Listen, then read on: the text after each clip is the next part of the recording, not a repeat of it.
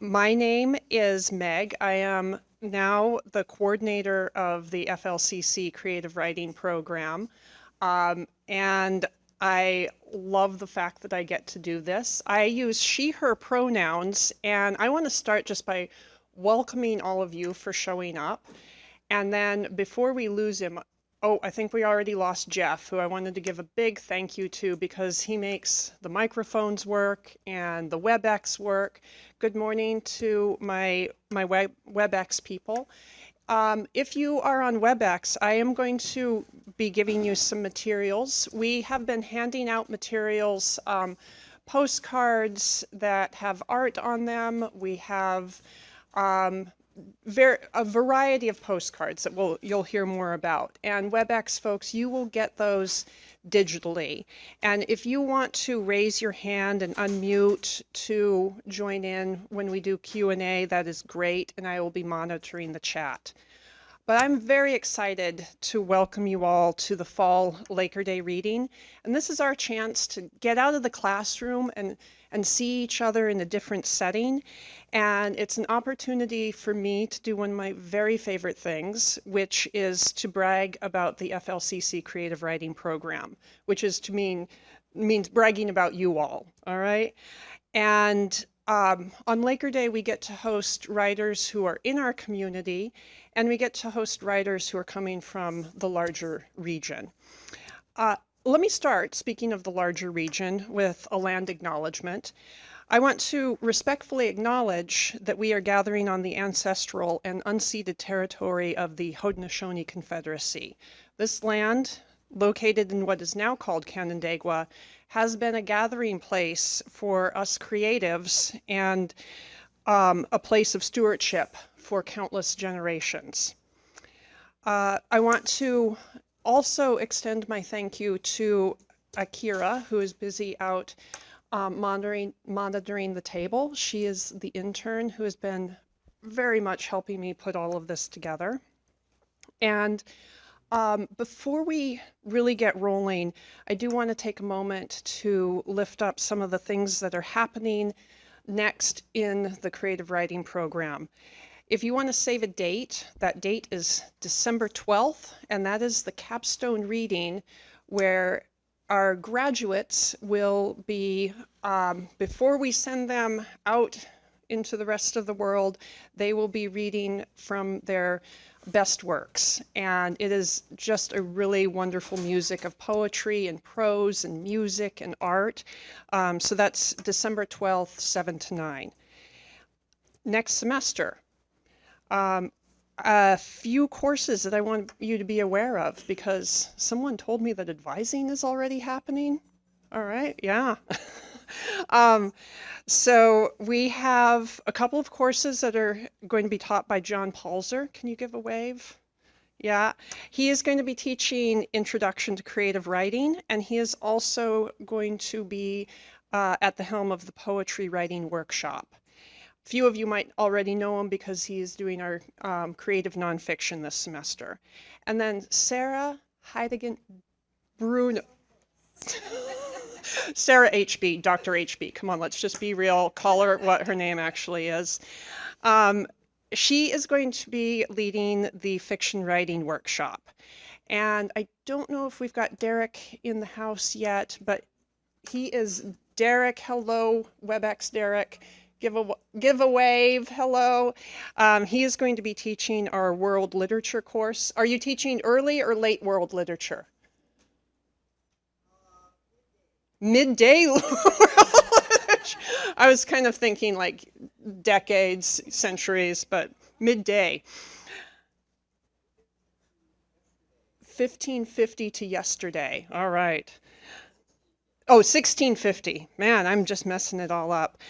We have Introduction to Podcasting, and this is going to be taught by Carrie Ripley, who sadly is sick today. And she is in the music recording program. And then we also will have the Literary Journal Publishing course being taught by our newest faculty member and our featured author today, and that is Liza Flum, who we are here so happy to have you here. Liza's got some talent, guys. So just listen to this. Her poetry has appeared in Agni, Narrative, Meridian, Washington Square Review, Lambda. I'm going to stop listing because there's a lot, right? There's a lot. And she is the recipient of the Barbara Deming Artist Grant. Her writing has been supported by fellowships in Stalinstall. Did I say that right? Saltonstall in Ithaca, Vermont Studio Center, Aspen Summer Words, and the Kimmel Harding Nelson Center. She holds an MFA, a Master of Fine Arts, in poetry from Cornell, and a PhD in literature and creative writing from the University of Utah. Her first book, Hover, is out this year, and we could not be happier to have her join the faculty in the humanities department and share her considerable talent with us and with you, the students in the creative writing program. So I'm going to stop talking. She's going to come up here and read poetry to us, and we're going to just read poetry and chill. And she's going to share what she's working on as she prepares to take over the editor-in-chief position for the Bear Hill Review and the podcast. And there's going to be some question and answer sessions going on. What did I forget? Is that everything? All right, thank you guys.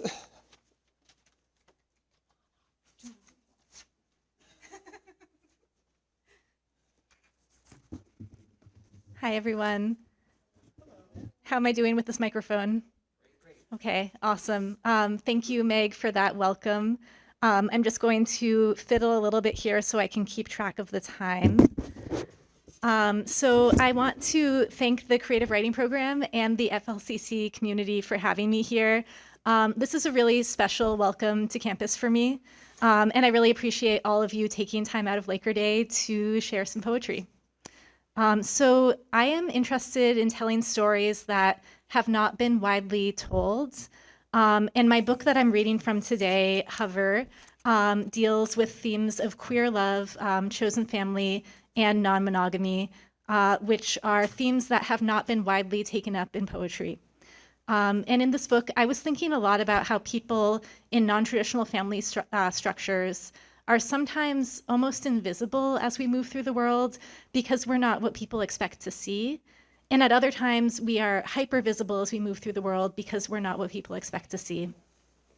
And as I was thinking about that double experience of visibility and invisibility, I started thinking about the image of hummingbirds, which are a really interesting creature that appear to us only in glimpses and flashes because they move so quickly we almost can't see them at all.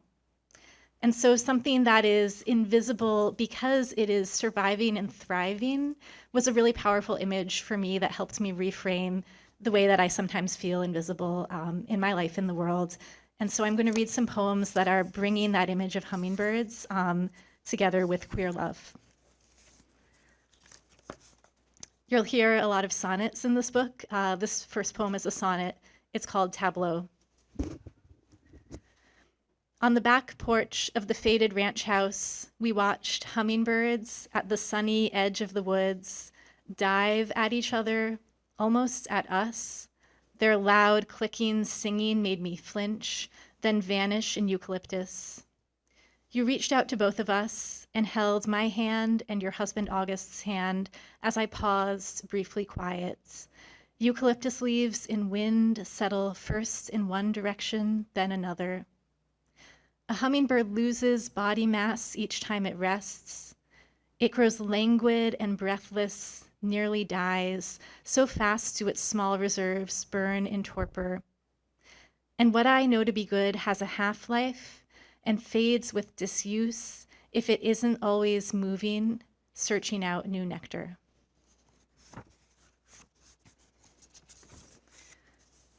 This next poem is really special to me. It's inspired by a sculpture called Memorial to a Marriage by Patricia Cronin. And people on WebEx, if you're by a computer, I highly recommend Googling the sculpture right now. It's so beautiful. It is a piece of funerary art, which is a monument to be placed on a tomb. And it depicts two women embracing, in the style of the sculptures that you would see of lords and ladies holding hands on their caskets, except it's two women together. And it was created before the marriage equality decision, and it has an inscription on it that says 2002 to eternity. And so for me, the sculpture is calling out the eternal legitimacy of queer love even before it was legally recognized on Earth. And when I first saw the sculpture, I just started weeping. And so I wrote this poem, Memorial to a Marriage, after Patricia Cronin. It must be their feet tangled past the hem of the blanket, a big toe pressed to the top of a pale carved foot, that make me pause, scroll back to this image. Two women embracing in marble, hair loose, eyes closed, their polished mouths smiling. I touch the picture and their bed fills the screen. Life crosses their likeness in this public cemetery. Grass brushes their palates. A tree casts leaf dapple across their shoulders, and a little pool of rainwater gathers in the furrow between their bellies. I want to call you from the other side of the house. Look at this. Their bed is our threadbare blanket with blue flowers and flattened pillows. I can find us all over their particulars. One's chin and another's chest. My stomach, your hip, my shin against your shin. But you are reading alone in your bath, in a cloud of your own breath, in a nakedness that doesn't include me. They exist. This marriage exists. What does it mean to carve living things in stone, 2002 to eternity? I have lived small eternities, my own dazzling afternoons on ferries, crossing cold waters, at an iron railing, watching pine trees pass. Just as you feel when you look on the river and sky, so I felt.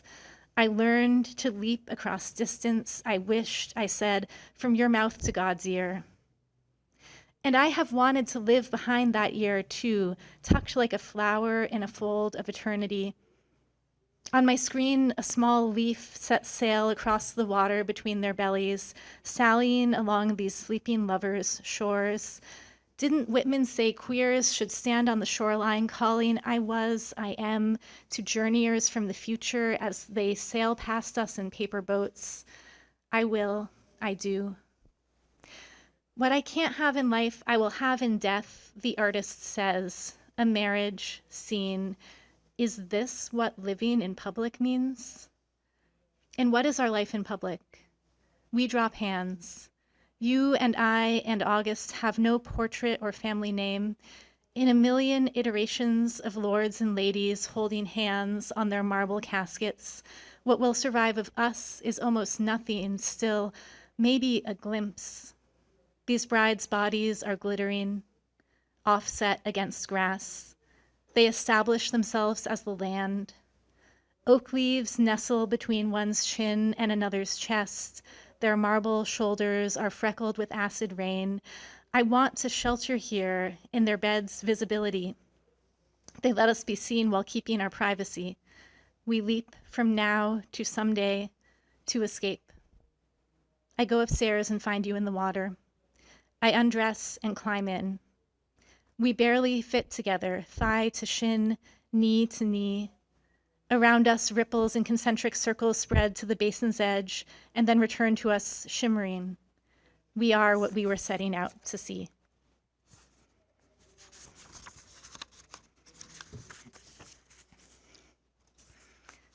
So this is a poem that is spotlighting a relationship that isn't often talked about in poetry. It's a poem to the partner of my partner. It's called Poem to August. I feel strange writing this when I will go downstairs and see you in the kitchen offering me coffee. Is there really more to this than an open field where any two strangers might meet? Between us, tall grass in which there is something living, sparrows, mice, in summer, fireflies. We share a place, love for the same person, each different. But does loving her give us common places to walk? Are we two people who have lived in the same city at different times? No, a person is not a city. Do two people in the same city find each other every day tending the same tree? Or two people see the same meteor? Or two people sitting together feel a small earthquake and meet eyes, fall silent as the brief shaking stops? Yes, I also felt it. I lived through it. We were both there. Like the lunch when our beloved exclaimed that she didn't understand what was so great about that city, the one she had never visited. And we glanced at each other over our sandwiches, both smiling a little, almost laughing. That was her.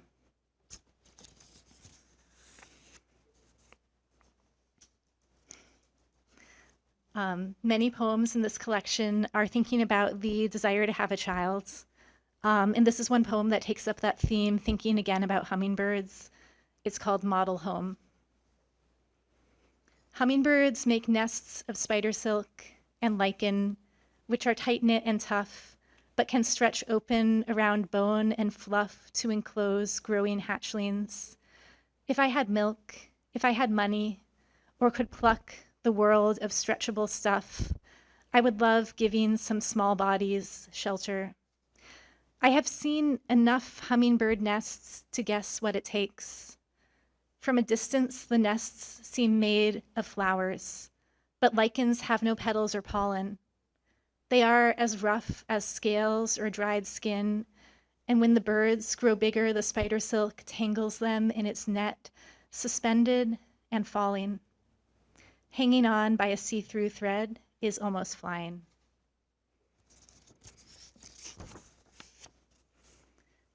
And this poem is called Nuptial Dive. A man and a woman jump from a plane on TV together, strapped to instructors, like babies on parents' chests. They fall face first through blue atmosphere, cameras catching their screams, then fields. In the landing zone, the man tries standing, tumbles on his back, then they kiss in the grass under lenses, these two in their dropped nest of parachutes, entwined arms. Love comes from falling, say love's manufacturers. But the hummingbird's nuptial dive is obsessive. He flies over the female again, grazing her head. Then he zooms, climbs 70 feet, plummets to hover above her crown. In the book on my lap, this flight is hand-drawn. X marks the female, treasure, and cipher. I study the flight path. In the picture, it looks like a fishhook, and he rises as if he were a fish, caught, reeled in. Does the air burn him, too? What compels him? The bird flies up, yes, but is it also love that yanks him, or need? Is X glad to see him? Is she afraid? When I chose you, it felt like a jump into nothing. It was not to impress you. It was hardly choosing. Like standing on the high dive. To return to our life happening below, I had to jump. I only remember how poorly I did it, the rough board under my toes as I stepped forward, how I fell alone, how the water lifted around me on impact like a veil. I never told you my grandmother was a trick diver. Her acts, disappearing mermaids. The secret, to stay submerged in an airtight chamber, counting to 100, then rise with a smile, arms spread amid ripples. Applause, over and over. I found the room underwater. Meet me there.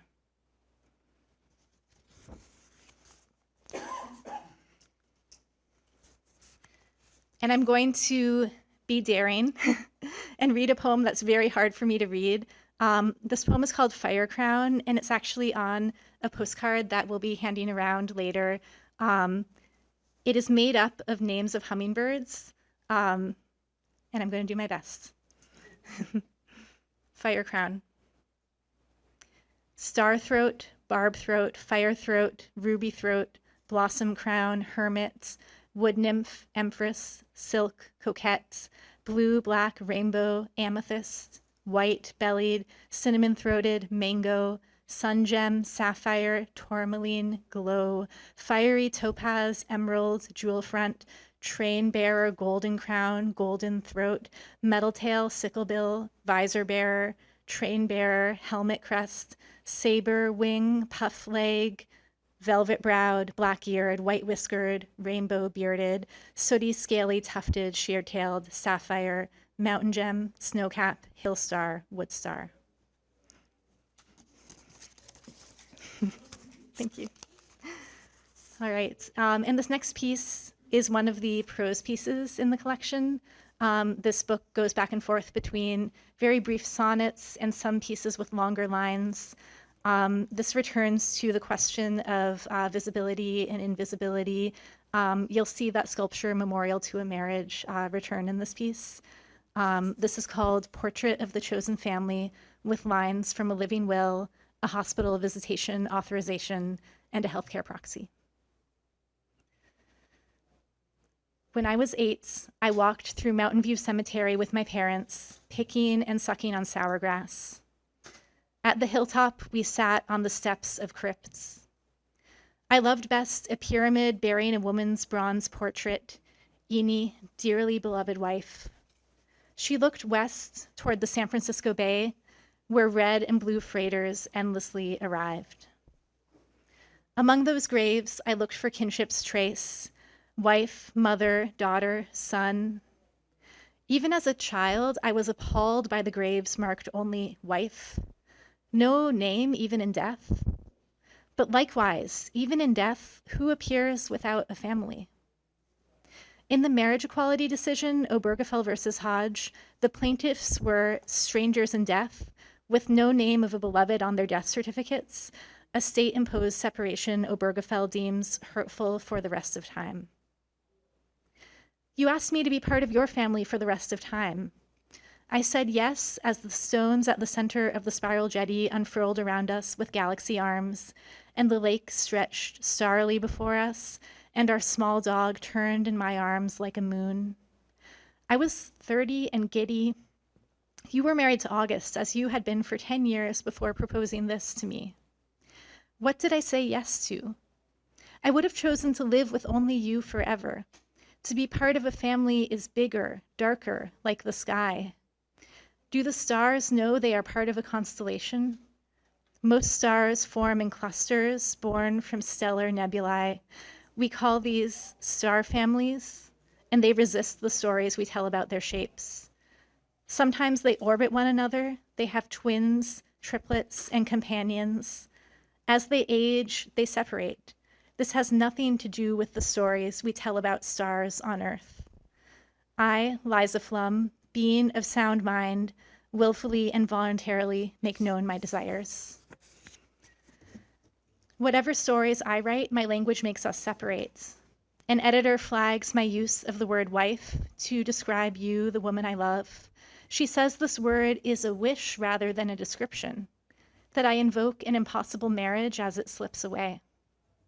A wedding vow, I have read, is the most powerful act of language.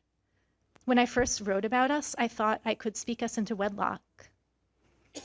Jonathan Culler paraphrases J.L. Austin when, in a wedding ceremony, the priest or civil official asks, "Do you take this woman to be your lawful wedded wife?" And I respond, "I do.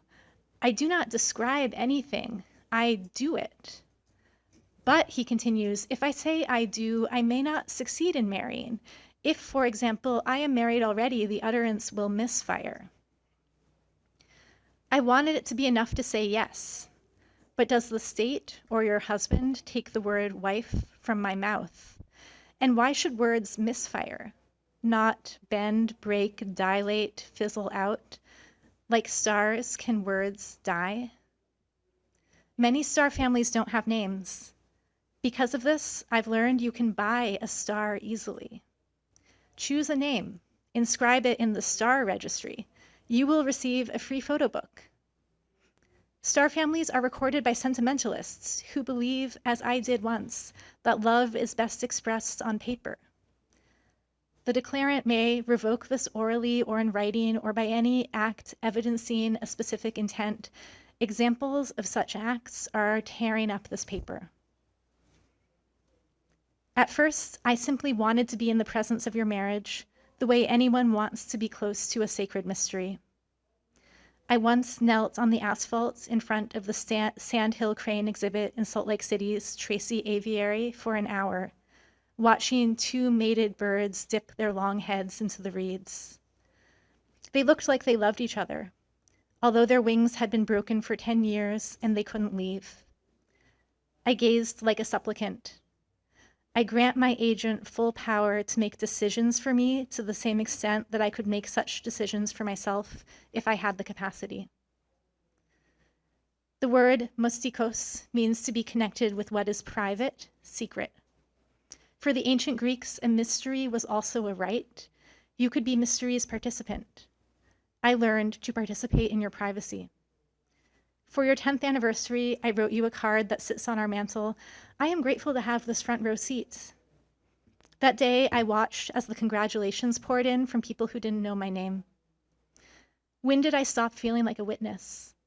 When did we shift from two separate commitments to a web? One day we found ourselves both knit together and separate, like the tangled roots of floating reeds. Then I couldn't leave. You once spent a week in the hospital. Your mother, August, and I pulsed through the hallways like doomed stars. In the hospital bed, I sat behind you, leaning against your bare back in the open gown. I loosened the braid your mother had plaited the night before.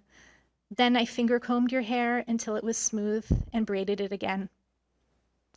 In this section, you can state what kind of treatment you want or do not want, and under what circumstances you want these decisions to be made. In Patricia Cronin's Memorial to a Marriage, she says that our chosen families are revealed at our life's ends. Advanced directives, powers of attorney, wills. When you were hospitalized, I drifted through the corridors on a current of visitor badges and heedless nurses and smiles. When the doctor asked who I was, he quickly offered, family friend. On the last day, before we took you home, he asked me, what is your name?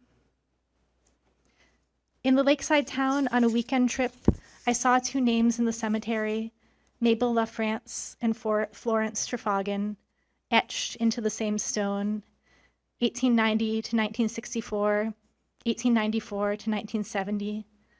I called out to you the way I do, crying lesbians, as if sighting a rare bird. To stargaze, find a vantage high outside the city, no lights, then look for patterns, outlines you slowly recognize. That night in our dark room, bathed in my phone's lights, I brushed through posts until I paused at an old photograph. Under my hand's shadow, a woman rested her face against the back of her child's head. Her expression, calm, relaxed. She and the child looked towards someone beyond the frame. I tapped on the picture to keep reading. This is Leslie Miller and her son. The photo was taken by her partner, Lucia. Leslie and Lucia lived with their partner, Louise. I paused and pulled the small screen close to my face. All three women were recorded at the same address, a house just miles from where I was born.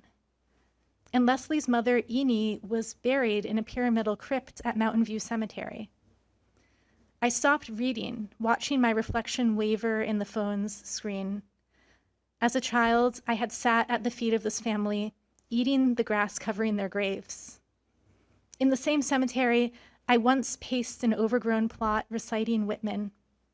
For Whitman, the grass on graves was a medium of transformation and alchemy. Grasping the phone's light, I put my free hand on your shoulder to wake you. Look. If the law does not recognize this document as legally binding and effective, it is my intent that this document be taken as a formal statement of my desire. I courted the law when I was young.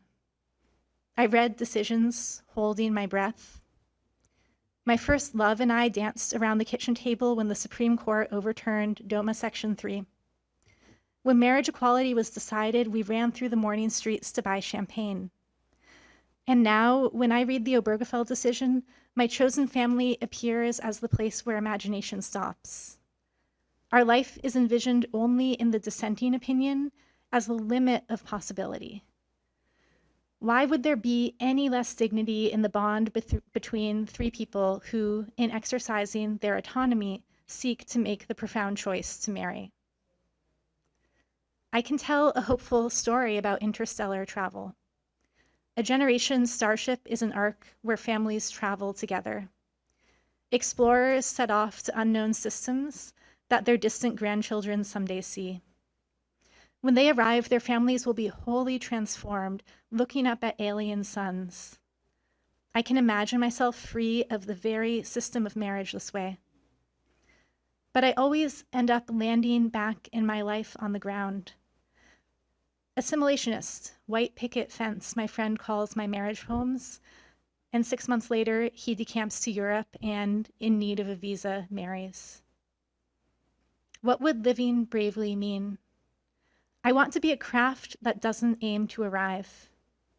You and August, as I write this, are downstairs watching Star Trek. The mission of the Enterprise is to travel, seeking adventure without map or guide. In The Transformation, Juliana Spar describes three people in interlocking loves. They look for emblems of themselves. They are transfixed by the image of a bird on television, calling two other birds to mate. I turned to her book as she turned to those birds, searching for my likeness. It's nice to see how other families work, says our new friend, holding her glass, gazing at the three of us from across a glowing fire. She is surrounded by her two partners. August and I sit at your side. In the warmth of the small flames, we all regard each other. Even in daylight, we are always under the stars. Connect the dots. They are above us as a net, a picture we can draw any way we choose, a family we can't see. I hereby direct that the treatment for the relief of pain should be provided at all times. And what are our times? At the synagogue picnic, the rabbi pushes a young queer my way, who listens to me introduce myself, then August. I was polyamorous in high school, he says, then walks off and dives into the lake. Where has he arrived? Do we live in the past or the future in his eyes? Forget the state. You are real in the eyes of your community of queers, my friend says. The first time I come home giddy from kissing this friend, you corner me in bed and take off my shirt. I hold still while you kiss the freckles on my shoulders and arms. Someone else has just been kissing these same freckles. I look at the top of your head in wonderment. Why these shoulders and why these arms? I have never felt more looked at or more lucky, like a whole sky of shooting stars.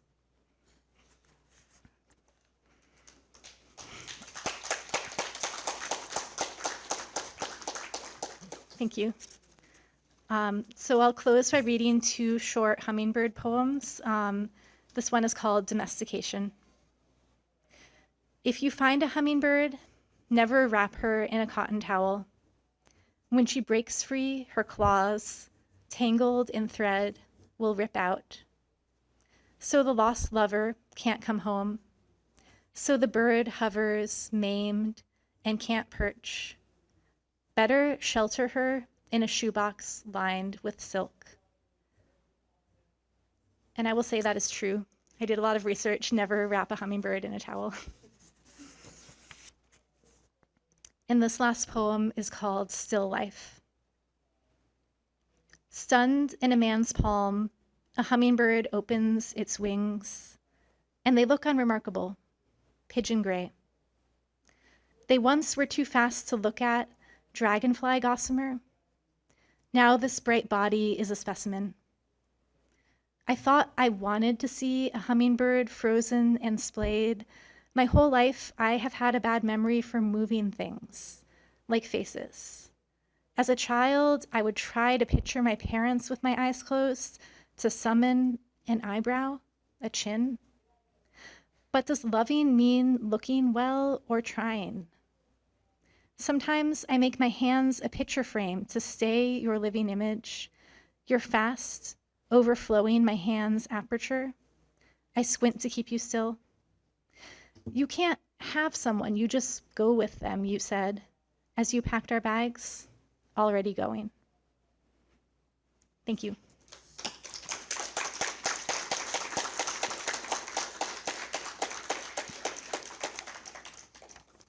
So I'm going to pivot to a Q&A in just a minute, but I have some notes here. There are some things that I wanted to call out about the applied learning side of the creative writing program because this event is called Poetry in Practice. And what I really love about the applied learning opportunities we have is that it allows you to practice what is involved in being a literary citizen and being somebody working in publishing. And I will say, in addition to my career as an educator, I have had a 15-year career in publishing, and it's one of the very best things that I ever did for my life as a writer. And so this goes out to all of the people who are considering what classes you might want to take in the future. I highly recommend taking English 225, Literary Journal Publishing. And I even wrote a few notes about reasons that I think this is a really valuable opportunity. So the Bear Hill Review is a literary journal run out of FLCC that has international scope. It publishes poetry, fiction, creative nonfiction, and art. And Professor Gillio will be circulating postcards of one of my favorite poems from a recent issue of the Bear Hill Review and a recent piece of art from the Bear Hill Review Visual Gallery. And you can really see the quality of work in this journal is very, very strong. Taking English 225, Literary Journal Publishing, I really think it's going to help you as a writer because when you work in publishing, you understand what conversations you're joining. Publishing is like this world full of fascinating conversations, and you need to know what conversation you want to be part of as you try to situate your work. You learn how outsiders will see your work, which is so valuable. When you read hundreds of submissions, you become a lot less precious about your writing, and you come to understand what you need to do to catch an editor's eye who has been reading submissions for 5 hours and you're the 100th one in the stack, and you need to make that work sing. You will come to terms with the sensibilities of your fellow editors, reaching consensus in really difficult editorial decisions. And you will learn about the business side of publishing, including publishing agreements, permissions, and processes like copy editing and circulating proofs. So I feel very strongly that you don't want to be sending out your work for publication in a publishing landscape that you don't understand. So taking this class gives you a tremendous leg up as a writer, helping you prepare for a career in writing, but also in publishing in an environment that is fast-paced and collaborative. And I also want to shout out English 227, Writing for Podcasts. So this is going to be a really cool opportunity to explore the literary life of the greater Rochester and Finger Lakes area. This course is going to put you in contact with some of the most fascinating writers and cultural workers in the area, and you will be able to ask them all the questions that you have that you've been dying to ask somebody about how they operate as artists, how they've had a career in the arts, and how they see themselves supporting the artistic life of this region. You will also report on fascinating events like poetry readings, open mics, and other cultural happenings. And one thing that I'm really excited about is a collaboration with Introduction to Podcasting, COM 120, which is part of the podcasting micro-credential at FLCC. These courses are going to be working together and collaborating with each other to build community and support across the courses. So we really hope that you'll consider taking one of these courses. They are different, but they are complementary. So with that, I will open up the floor to questions that you have about poetry, about having a career in creative writing, about having a career in publishing, and about all of the offerings that I just shouted out at FLCC. Yes. As a queer writer, Yeah. publisher, all of that, are there any unique struggles that come with it on top of already being a writer and a publisher? Yes. And remind me your name? Jordan. Jordan. That's a great question. And yes, so when I was writing this book, I knew I was entering like a void of representation. So there are not other poetry books about queer polyamory. It's just not widely written about. And I knew that I would bear the burden of representation. Like people might see this experience as monolithic, like as if it's talking about everybody, when it's really just talking about me. So when you're part of an underrepresented community and you're publishing your work, there can be so much pressure to like make the community look good and tell a story that everybody feels like they can get behind, right? But I feel very strongly that we have to claim our experiences for individual, messy, weird, all the ways that they are ours alone. And we don't have to carry the banner of an entire community when we put our work out there. But certainly I felt that pressure and I felt that anxiety. But I will say, when you work in publishing, when you get to curate a literary journal, there is special joy in providing a platform for underrepresented voices and knowing you're helping people get their stories told. So that's been one of the most rewarding things in my career in publishing.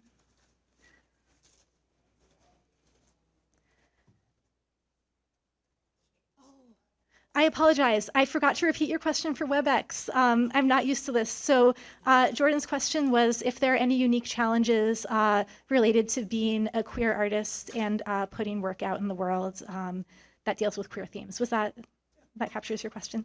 Okay, I'm sorry. And please let me know when I make a mistake. I have a question from the chat. Yeah. How do you handle creative blocks or doubt about your work? Isabella is asking that question. Yeah. That is a really good question, and I wish that I knew, because this book took me 8 years to write, and there were periods where I was in despair about the book, and I had to put it aside, and I had to really like pause, and there were times when I felt like I was blocked because I truly didn't have the life experience to know how I would continue to the next poem. I didn't know what I wanted to say because I hadn't lived that or like evolved that far in my thinking and feeling. So this was very entwined with just my growth as a person and my understanding of my life as a person.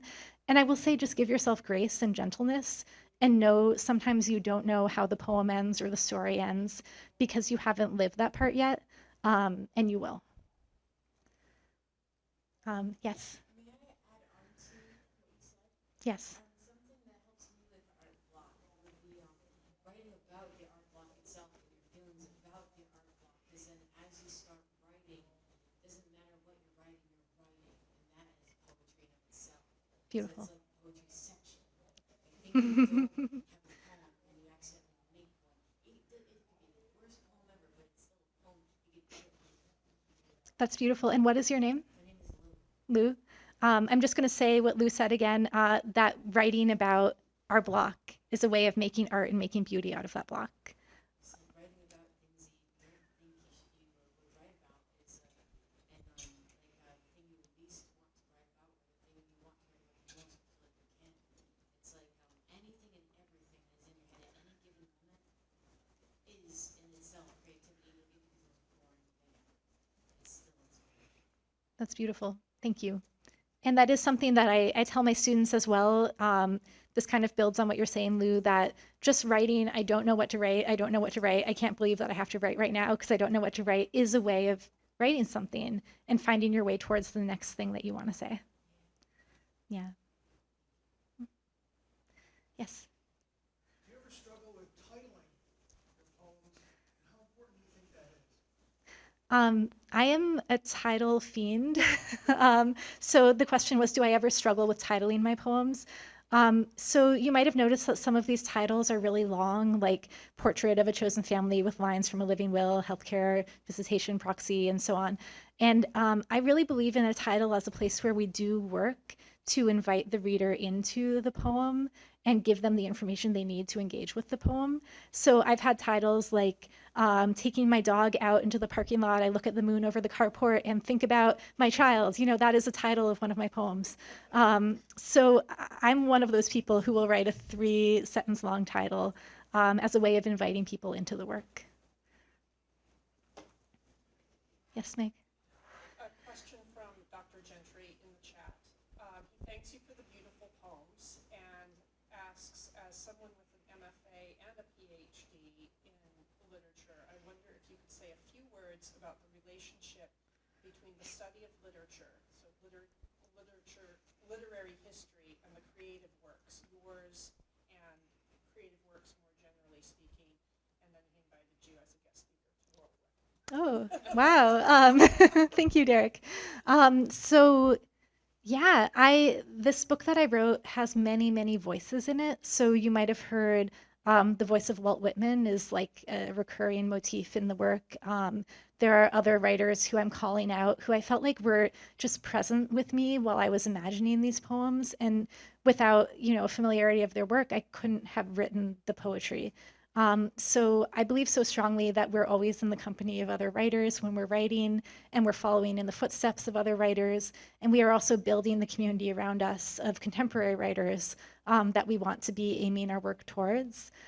So for me, I found the study of literature in my entire education to be like central to my ability to write my own work. And I'm so grateful for not just the opportunity to have that time reading and writing that I had in school, but the way those voices continue to live with me and continue to influence the work that I do. And I look forward to coming to your class. Yes, Jay. So Jay's question was, how do I know what to write about? Like when I was starting this book, how did I choose the topic? So there were a couple things that led me to this topic. I will say that when I started to write about queer love, chosen family, and non-monogamy, I felt like I was writing something that was pretty taboo because I was in a community where that wasn't talked about very much. And I certainly hadn't seen other poetry that was writing about this exact thing. So I was really nervous. And I felt like I was writing my way out of the closet with every poem. I was like, what happens if I put this into the world? And what happens if I put this other thing into the world? And oh no, my whole foot is out of the closet now, So I had this feeling of like needing to say something when I felt like I hadn't been able to express myself safely. And this book gave me that space to express myself and share. So it was really a compulsion and a sense of needing to be out in the world. Yes. Can I ask a simple question? Why Whitman? Oh my goodness. Why? So the question is, why Whitman? Just love him. I just, had that voice in my head. But I will say Whitman for me was one of the first examples of queer representation that really mattered to me in literature. He has this really beautiful poem called A Glimpse. Maybe you know it. Well, I'll just say for everyone. So he imagines that somebody is looking at him, like kind of looking at him sitting in a crowded restaurant, holding hands with his partner. And the person who looks at him sees this relationship as beautiful. I'm going to cry. So he's imagining a better world where the people who look at us can see us for who we are. And I mean, just think that that's the 19th century, And so that idea of imagining a better world in our writing and creating that world is something that I see in Whitman and carried into the book. Yeah. Any other questions? Yes.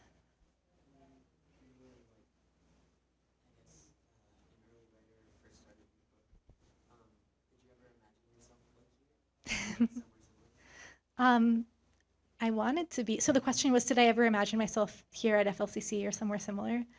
Yeah, I hoped, but I will say having plans as a writer is very hard. You just have to kind of take what life throws at you. So I feel very, very fortunate to be part of this community. Yes. A comment and questions from Bree. I wanted to say first that your work is absolutely beautiful.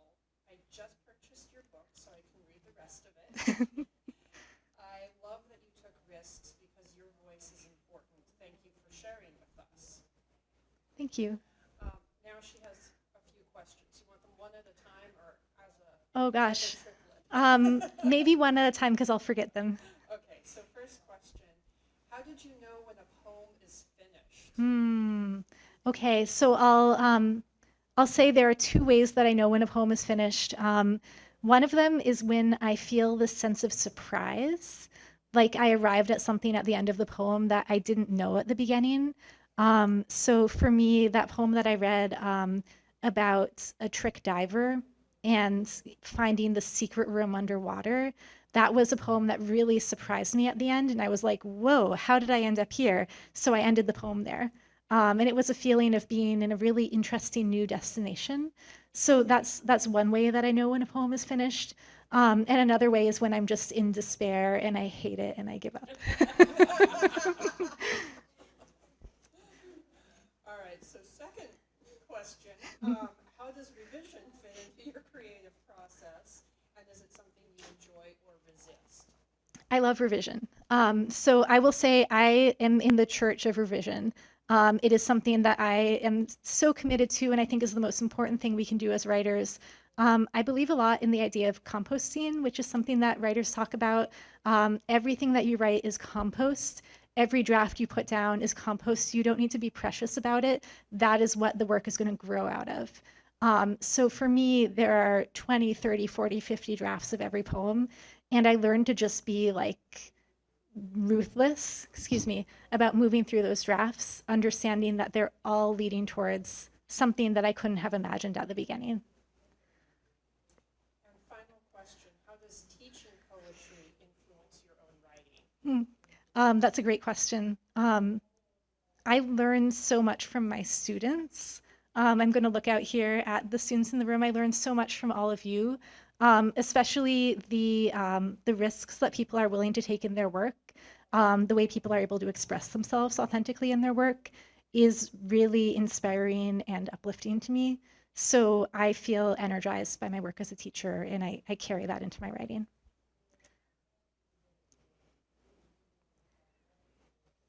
Anything else?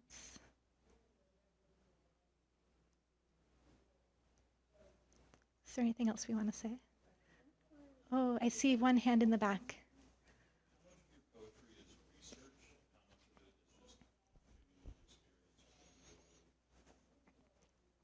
That's a great question. So the question was how much of my poetry comes from research. And I read so much about hummingbirds while I was writing this book. I was just collecting books about hummingbirds. I was Googling hummingbirds. I actually looked at some taxidermied hummingbirds. I have some poems about that. They are terrifying. Taxidermied hummingbirds are so sad. So I felt like I had to really immerse myself in what representing this creature looks like in literature and art, because they are so hard to represent. And I was thinking, if I'm going to, put my oar in and try to represent this artistically, I want to understand what conversation I'm entering and, what has been done and what could be done. So there was quite a lot of research. But then I reached a point where I had like a critical amount of just hummingbirds flying around inside me, and I was like, all right, I'm going. So.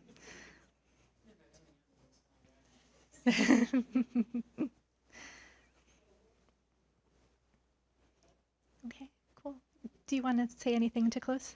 Yeah, I would love everyone to give Liza a huge round of applause.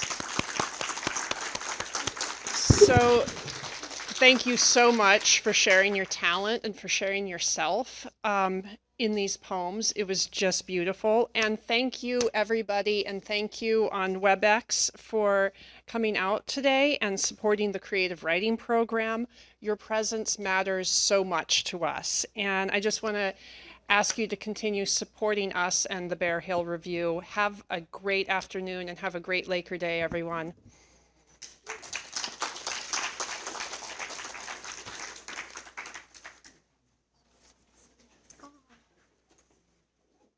What inspired you to write these sets of poems?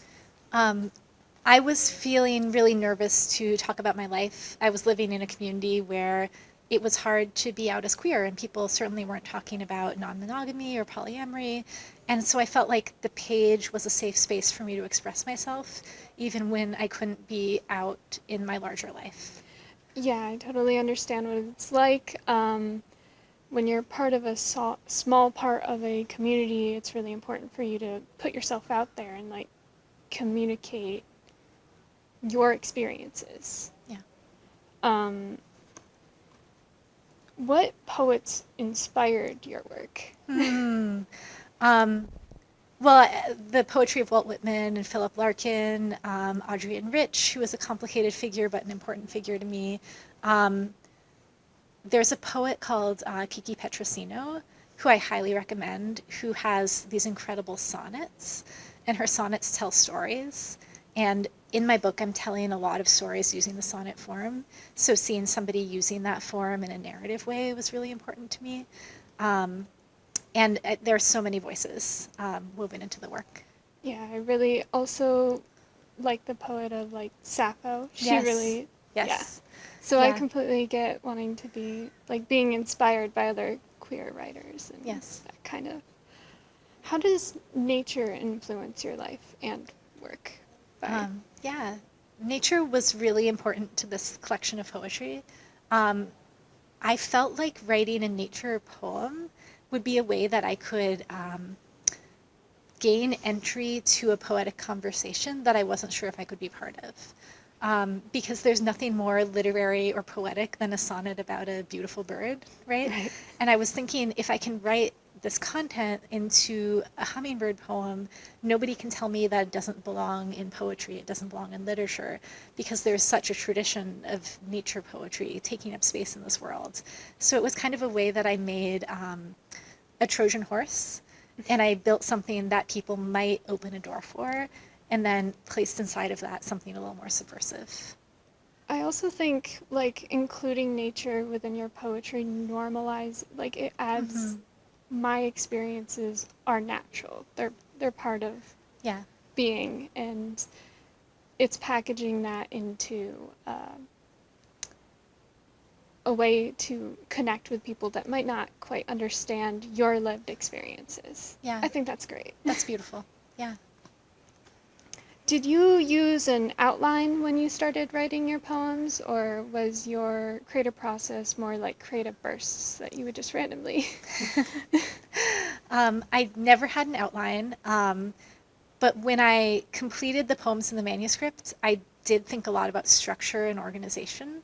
And what I actually did to structure it was I hung up 2 clotheslines in my writing space, and then I just took clothespins and hung the poems up, many, many different ways to see what they looked like visually in space. And then I would just walk back and forth along the clothesline and, read the poems over in different orders, which was sort of like creating an outline in my home after I had written it. So you didn't really have an interest in rhyme schemes or? There's actually a lot of rhymes in the book. So a lot of the poems that I read for today rhyme, but they're just like sneaky, weird rhymes that you might not notice. Is it more feminine rhyme? Yeah, Yeah, it's feminine okay. rhymes, it's slant rhymes, it's half rhymes. It's things that are a little bit hidden, but you notice it when you see the poem more than when you hear the poem. So not really masculine rhyme. Okay. No, yeah. What advice would you give to inspiring poets?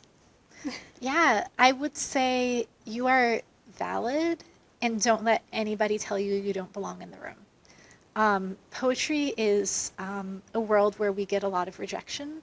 So in a creative writing class like you're in, sometimes you share your work with people and they like it or they might not like it, right? And then once you send it out for publication, maybe it gets published, but maybe it doesn't. And I feel very strongly that nobody should be discouraged by somebody not liking your poem or not publishing your poem. You deserve to be in the room.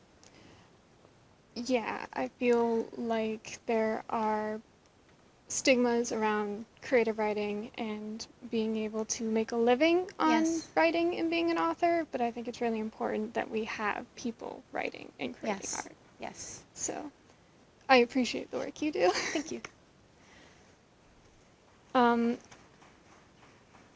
This question might be a little redundant, but how did your personal experiences impact this specific collection?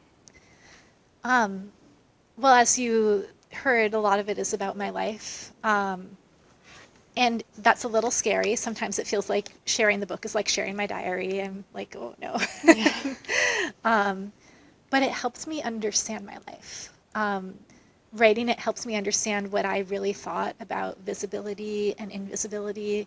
it helped me understand what I thought about the institution of marriage, because I really don't believe that queer folks need to aspire to marriage, but I also think everybody deserves any legal protections that they would like to have in their lives in order to exist in this world. And then there's also a theme in the book that I didn't touch on much today about the desire to be a parent. And while I was going through that, I understood it more and more the more I wrote about it.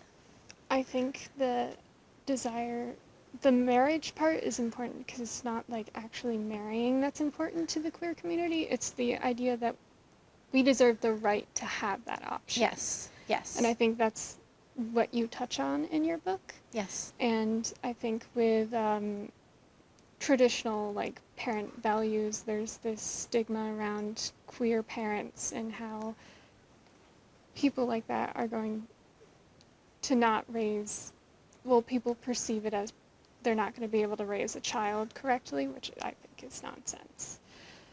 So, Yeah. Yeah.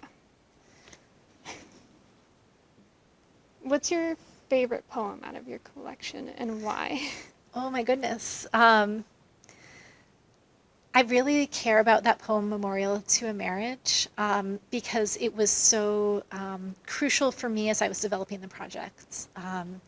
It made me realize that I did want to write about visibility and representation, and it also made me realize that there are real limits to representation of queer folks in art, and that I was going to push up against those limits.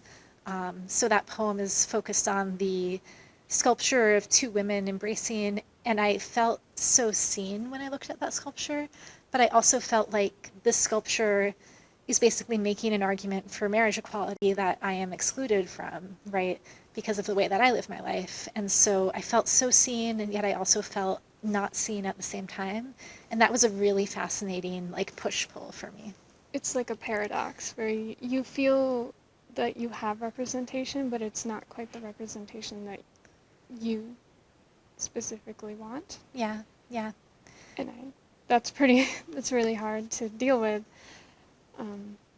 So it's nice that you have your collection to express yourself freely and have people see you for who you actually are. Yeah. What's a question that you wish readers would ask you that they haven't yet? It's not a question, but I think my book is very funny. I didn't read many funny poems today, but there are some very funny poems, I think. And at a poetry reading, nobody wants to laugh because you're like, oh, it's very serious. And like, if I laugh, I'm going to seem rude. So I wish we all felt empowered to laugh more at poetry readings and to realize that something can be serious and silly at the same time. Yeah. I noticed that in a lot of poetry readings, the atmosphere is very quiet and a lot of people don't specifically know how to react to certain cues. And I think it's okay to have humor in those situations. And I wish certain poets would allow the audience to interact more with their work. Totally. Yeah. Thank you for speaking with me on this. It's been a very enlightening conversation, and I hope that you write more books about your experiences. It's really interesting. Thank you. Thank you so much for these questions, and thank you for having me. Of course.